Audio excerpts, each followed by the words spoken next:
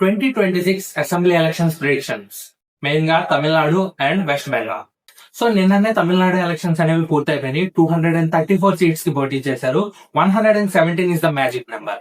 But Bengal లో first phase మాత్రమే జరిగింది అండ్ ఈ రెండు స్టేట్స్ లో కూడా చాలా హైయెస్ట్ ఓటింగ్ పర్సెంటేజ్ అనేది వచ్చింది. సో ఈ voting percentages and previous data use చేసుకొని మనం ప్రిడిక్షన్ చేద్దాం, ఒక ప్యాటర్న్ ఫైండ్ అవుట్ చేద్దాం. దాన్ని బట్టి ఈ ఎలక్షన్స్ లో ఎవరు గెలుస్తున్నారు అనేది ఒక చిన్న ఐడియా అనేది మనకు వస్తుంది.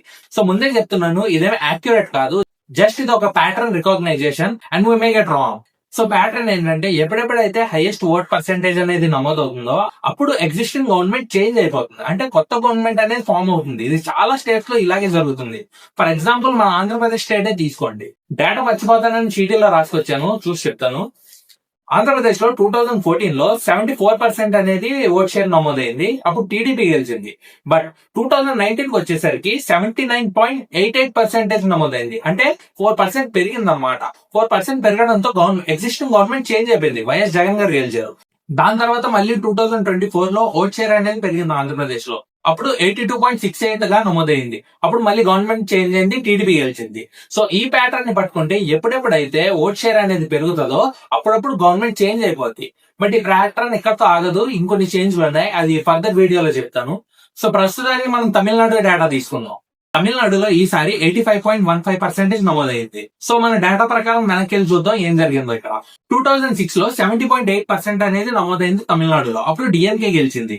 ద నెక్స్ట్ ఎలక్షన్స్ 2011 లో జరిగినాయి, అప్పుడు 77.8% రికార్డ్ అయ్యింది. 7% ఇంక్రీజ్ అవడంతో అప్పుడున్న ఎగ్జిస్టింగ్ గవర్నమెంట్ చేంజ్ అయిపోయింది, ఏఐఏడిఎంకే గెలిచింది. బట్ 2016 కి వచ్చేసరికి ఓట్ పర్సెంటేజ్ అనేది తగ్గిపోయింది, 74.3 మాత్రమే నమోదైంది. బట్ గవర్నమెంట్ మారలేదు, ప్యాటర్న్ సింక్ అవుతుంది. ఎప్పుడెప్పుడైతే ఓట్ షేర్ పెరుగుతుందో గవర్నమెంట్ మారుతుంది, తగ్గుతుందో ఎగ్జిస్టింగ్ గవర్నమెంట్ అలాగే ఉంటుంది. 2021 లో ఏం జరిగిందంటే ఓట్ షేర్ అనేది తగ్గింది, 73.6% నమోదైంది. బట్ ఇక్కడ Jayalalithaa loss and covid wave వల్ల ఓట్ పర్సెంటేజ్ తగ్గి ఉండొచ్చు అని నా అభిప్రాయం. మీరేమనుకుంటున్నారో కింద కామెంట్ సెక్షన్ లో మెన్షన్ చేయండి.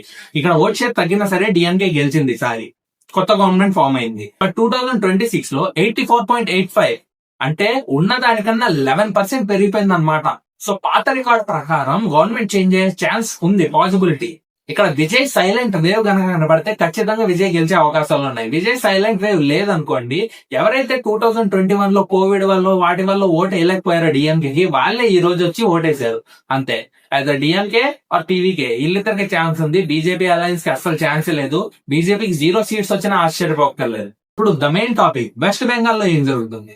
West Bengal pattern completely opposite గా 2011 లో 84.33% ఓట్ షేర్ అనేది నమోదైంది. అప్పుడున్న లెఫ్ట్ వింగ్ పార్టీ ఓడిపోయి టీఎంసీ గవర్నమెంట్ లోకి వచ్చింది.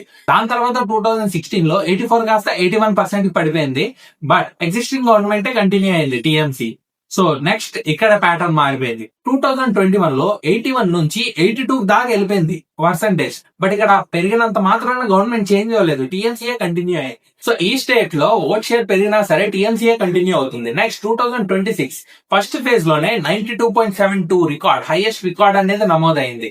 ఫస్ట్ ఫేజ్ లో కేవలం 152 సీట్స్ మాత్రమే పోటీ జరిగింది. సెకండ్ ఫేజ్ ఇంకా ఉంది.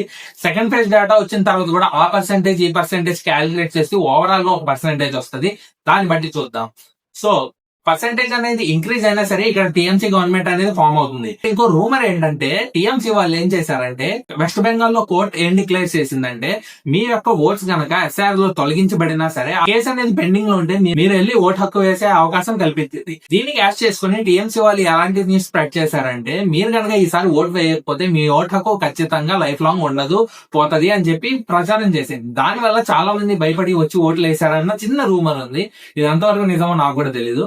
సో మీరేమనుకుంటున్నారు, బీజేపీ వెస్ట్ బెంగాల్ లో ఫస్ట్ టైం గెలుస్తుందా లేదా, అండ్ తమిళనాడులో ఎవరు చక్రం తిప్పబోతున్నారు కింద కమెంట్ సెక్షన్ లో మెన్షన్ చేయండి. వీడియో నచ్చితే సబ్స్క్రైబ్ చేయండి. Thank you, bye.